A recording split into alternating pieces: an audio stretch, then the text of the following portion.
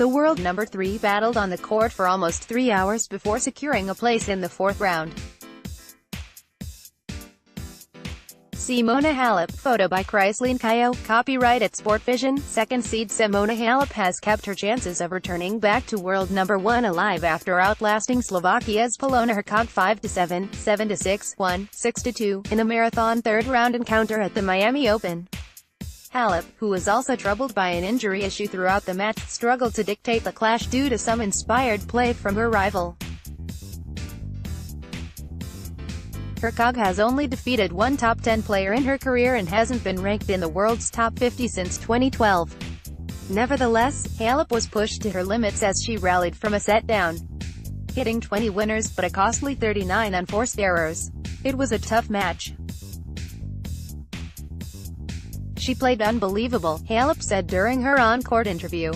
"I think both of us played much better in the end than at the beginning. I'm really happy with this victory. It means a lot. The fact I stayed there, running like crazy for 3 hours. It makes me happier and more confident." Quote, "On paper Halep was the clear favorite to win." During her career, the reigning French Open champion had earned almost $26 million in prize money than her opponent and 16 more WTA titles, 18-2. Nevertheless, it was the Romanian that was on the back foot throughout the opening set. Lacking energy initially, Halep's patchy play was rightfully punished by Hercog's ability to mix up her shots with both aggression and slice. Besides facing a determined opponent, the second seed also required a medical timeout 5 games into the match, requiring tape on her left knee, which was causing her some discomfort. However, visually she was still able to run and move freely around the court. There were glimmers of Halep's top form as her grunting decibels rose en route to retrieving a break to level 4-4. Despite the mini-resurgence, a calm Hercog continued with her offensive, pushing Halep around the court with a clever use of angle shots and some sublime defensive play. Something she illustrated perfectly in the 11th game to break once again for the opportunity to serve the set out. A task she achieved with the help of a Halep backhand plowing into the net, prompting a roar of "Come on" from the Slovak. Embed from Getty Images. Halep's frustrations continued with the smashing of her rackets on the ground. Every time it looked as if the former world number 1 was gaining in momentum, she was denied by some audacious play by Hercog, who clawed her way back from a 3-5 deficit in the second frame. It was in the tiebreaker where Halep finally got the breakthrough she desired. Elevating her aggressive play, she powered her way past Hercog to take proceedings into a decider, prompting an almighty cheer from her fans in the crowd. Avoiding becoming the latest high-profile casualty at the Hard Rock Stadium, Halep continued to battle towards the finish line again, her tiring opponent. A decline in Hercog's form paved way for her to break twice during the decider to close in on the victory. Serving for a place in the fourth round, Halep closed the match out with a love game that concluded with a forehand cross-court winner. "Slowly I'm finding my rhythm again. The fact I'm not giving up any points means a lot. It gives me confidence to go through and believe that I can win every match I play." The 27-year-old evaluated about her latest performance. "If I have this feeling like last year, when I finished at number 1, I have to keep doing this. If I keep doing this, I think I have a chance to be back to world number 1. Halep is one of 2 players that has a shot of dethroning Naomi Osaka from the top of the rankings in Miami. To do so, she needs to reach the final to have a chance.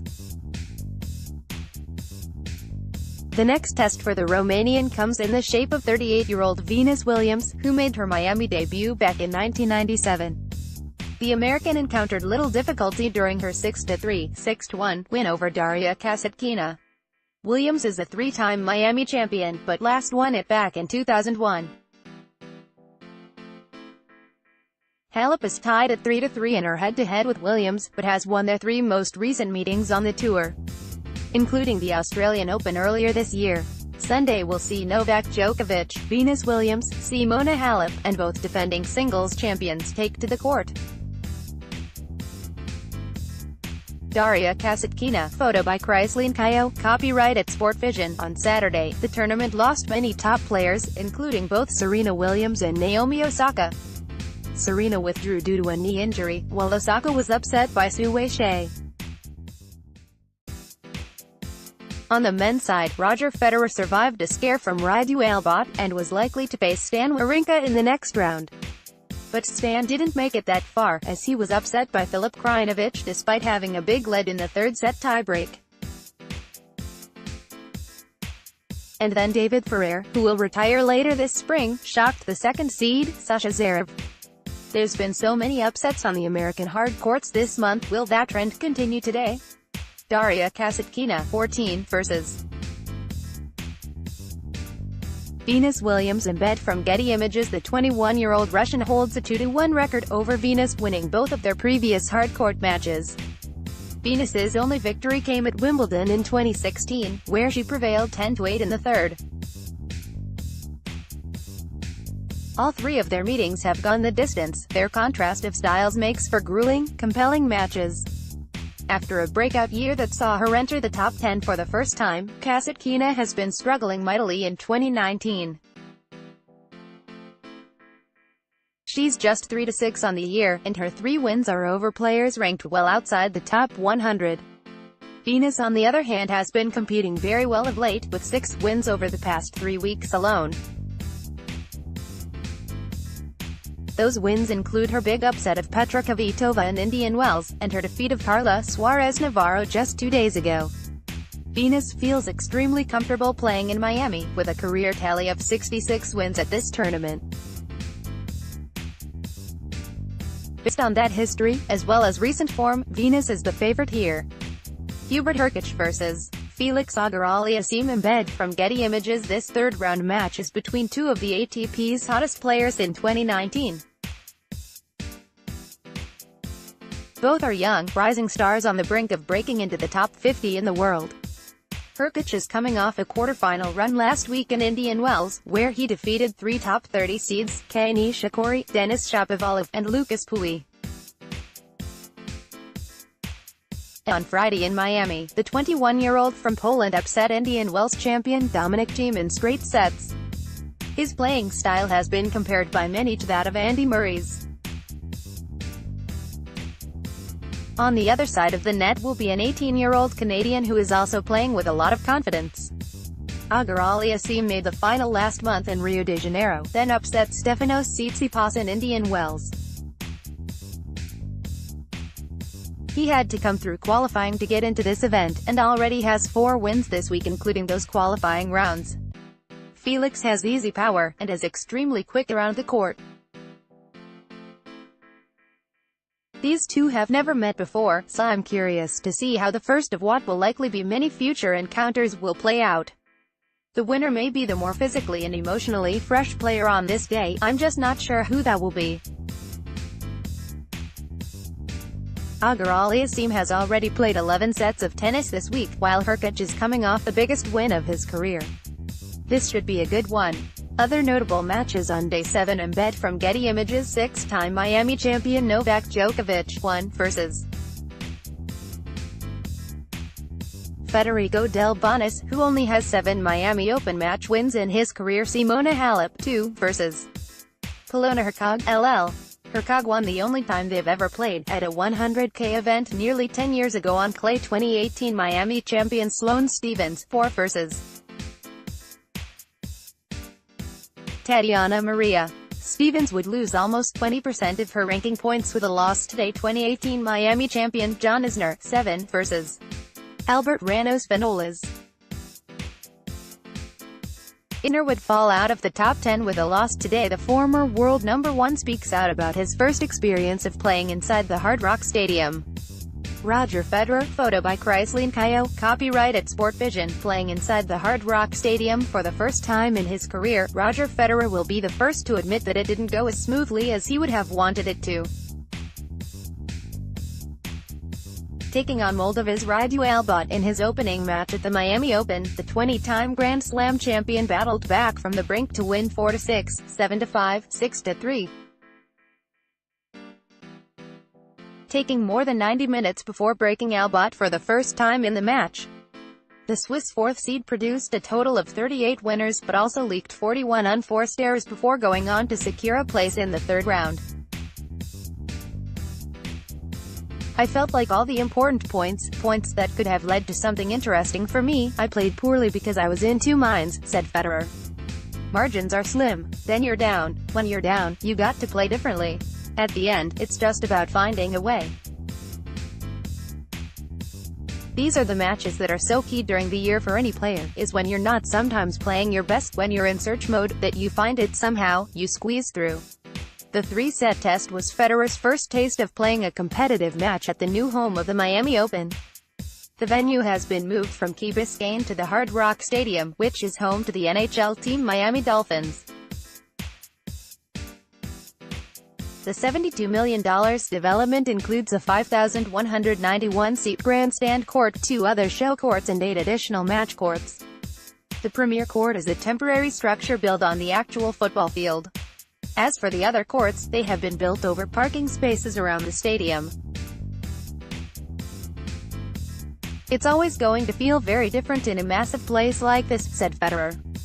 It was definitely different, especially very different to Key Biscayne last year. Led by tournament director James Blake, Miami has an ambitious dream of being known as the unofficial 5th Grand Slam of tennis. A phrase that is more commonly associated with Indian Wells, which takes place prior to this event. Meanwhile, Mark Shapiro, who is the president of IMG's parent company Endeavor, told the New York Times, "Forget becoming the 5th major, we are the new U.S. Open." It is hard to fault the organizers' enthusiasm, but what does Federer make of the lively atmosphere surrounding the party-like venue? There's definitely always a slight sort of buzz in the stadium. I think it's more because of the size and the ventilation. You feel there's always a bit of a noise there, which is sometimes a bit unusual for tennis. Of course, indoors you get it more often. We do have it occasionally, he explained. A very key element of our sport is you can hear a pin drop, right? Here it's not so much the case. When somebody hits the ball, it's not as clear maybe, which then can feel almost like it's a little bit of an empty space. That can feel maybe a little bit different, due to the location of the premier court being built inside a stadium. It is inevitable that the shadows could cause an issue for players as the day progresses. Something that was highlighted by Serena Williams' clash with Rebecca Peterson, which she won in 3 sets. Williams pulled out of the tournament on Saturday due to injury. Incredible effort to play with this shadow, picked at twitter.com/NizSkawi4, Daniel Valverdue, at Daniel Valverdue, March 22, 2019. Whilst the shadows may bother some, 37-year-old Federer insists that he is not one of those players. The shadows, they didn't bother me. The glare was very short. Other than that, it's a big place. I mean, the side stands are huge. It goes far away. It's unusual to have it that way. I would have thought maybe they would put it in the corner, the stadium, instead of on the long side. Still, it was a good atmosphere. It's steep on the 3 sides, he evaluated. Federer will return to action on Monday when he plays Filip Krajinovic. Petra Kvitova remains focused on the Miami Open despite the possibility of claiming the world #1 spot next week. Petra Kvitova, at Petra Kvitova, Twitter. Petra Kvitova has brushed off talk of potentially being world #1 at the end of Miami after a 6-4-3, 6-6-4 win over Donna Vekic. The Czech Republican had to work hard in order to advance to the 4th round as she edged out Donna Vekic 6-4-3, 6-6-4. A break in the first game of the final set was enough to seal the win in a 2-hour and 35-minute battle as she kept up her hopes of being world #1 alive. However, the third seed refused to talk about potentially being world #1 after Miami as she focused on the importance of today's win. "Right now is not really important to me," Kvitova said about being #1 in the world. important was that I won today. I did have few chances to be world number one already in my career, and I didn't just make it. But I'm still here and still fighting. We'll see what the future brings. But for now, I'm really fine. Actually, I already achieved big things before, and since my comeback, as well, so I'm really satisfied with everything already. Her win and Naomi Osaka's defeat means that she is among 3 women to be in contention for the world number 1 spot. Should Kvitova reach the final and Simona Halep and Angelique Kerber fail to win the title, then she will be the new world number 1. However, that is the last thing on her mind and is just happy to remain at the Miami Open. "I think it was great tennis, long," Kvitova explained. "It was a big fight. I'm glad that in the 3rd set I stayed on my serve, just one break over there. I'm really happy that I got the win." In the 4th round she will play Caroline Garcia, who defeated Julia Gorges 6-0, 7-5 to reach the last 16. The Australian Open finalist claimed it will be a big challenge. "It will be big challenge for sure," Kvitova stated. "I think that she's on the way back to her great form as she had 2 years ago. I think when she reached the top 10. She played amazing in Asia. It will be nice one." A win for Kvitova could see her take another step closer to that dream of being world number 1.